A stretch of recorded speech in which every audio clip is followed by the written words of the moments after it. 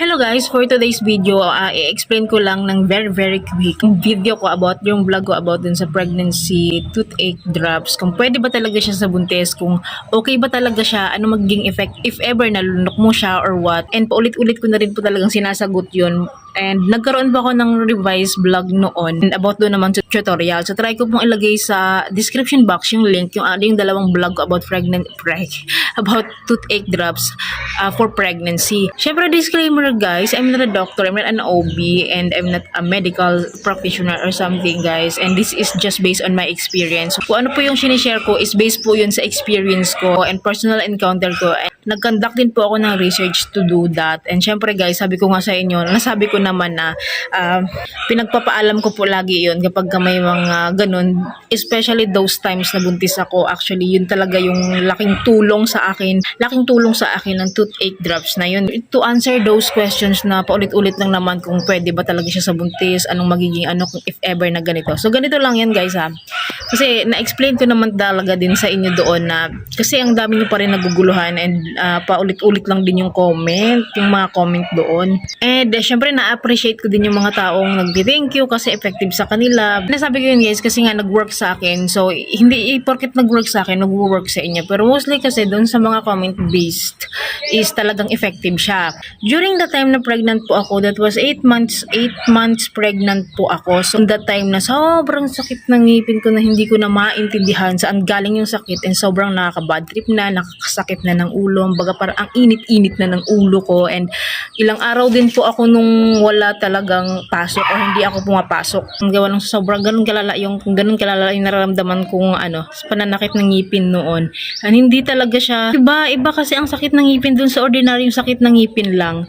Iba din yung sakit ng ngipin that time na buntis ka or dahil buntis ka, kasi nga ang paliwanag kasi doon, kinukuha ng baby yung, lalo pag lumalaki na sila, kinukuha nila yung calcium ng nanay.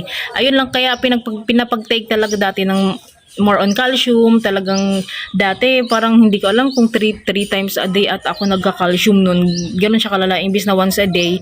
Ganun siya guys. And basta yun lang yung tanging nakaano sa akin nun, yung toothache drops na nirecommend lang din ng kaibigan ko, and tinry ko siya, and yun nga, dun lang talaga siya talagang nag-work sa akin. So kung tinatanong niyo ko talaga kung pwede talaga siya sa buntis, sa case ko po before, sa experience ko guys, is pinaalam ko po yun sa OB ko.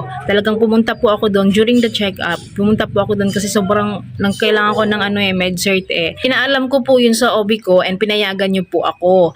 And sabi ko nga sa inyo, iba-iba tayo ng medical condition. So maaring pinayagan ako kasi wala naman akong complicated na something na condition, or baka kayo may iba kayong medical condition na hindi pala applicable sa inyo.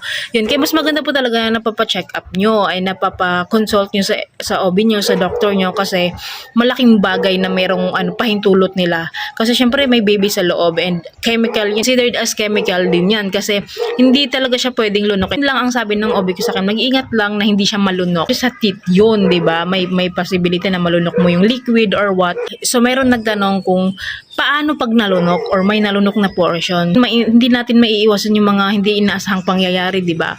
Siguro ang pinakaano dyan, water lang kayo. Try to drink more water. Mag-water therapy tayo para ma-urinate natin yung liquid. Maihi natin siya, mag-flushes siya. Kasi nakaka-stress din yun, guys. Alam ko po yung pakiramdam na ganyan kasi nanggaling din po ako sa ganyan. Nakaka-stress yan mag-isip. Buhat, dagdag stress mo pa yung nalulok mo pa yung gano'n. And huwag tayong masyadong ma-stress kasi hindi yun nakakaganda sa buntis. Yung stress tayo, diba? Small portion lang naman siya, and hindi naman siya sobrang malaking impact. Wala pa naman akong nagbabalitang mga sa ganyan. Pero sabi ko nga sa inyo, pray din natin na talagang ma-spare yun ng Lord na hindi naman or what if lang naman yun. Pero yun ang maisa-suggest ko guys, small portion lang naman yun, napaka-small, natural na malalasahan. Like nagtutoothbrush tayo, parang ganyan, di ba, nalalasahan talaga natin yung toothpaste kahit hindi natin nalulunok. Parang ganun din yun guys.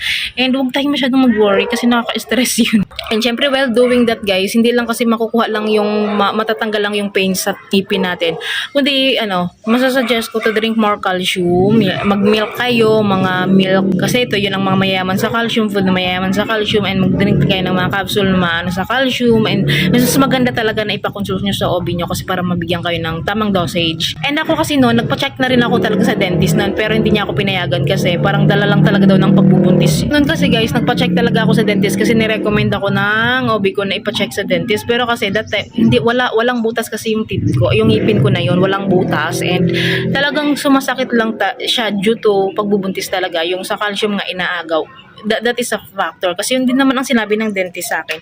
Hindi niya rin pwedeng bunutin yun kasi okay naman talaga ang ngipin. Sabi ko sa inyo, mahalaga na magpa-check up, magpatingin, magpa-consult. Kahit pa sa center kayo nagpa-check up, mahalaga yun kasi para ma-recommend kayo ng tamang gagawin, procedure, or para sa inyo na iti-take nyo na para makatulong kahit pa paano. So yun lamang guys, I hope nakatulong tong video sa inyo. Again, I hope nakatulong tong video niyo. And for more updates, please don't forget to subscribe and hit yung bell button para update sa mga bago kong mga videos. And follow niyo po ako sa aking IG account. Thank you for watching. See you in my next video. Bye!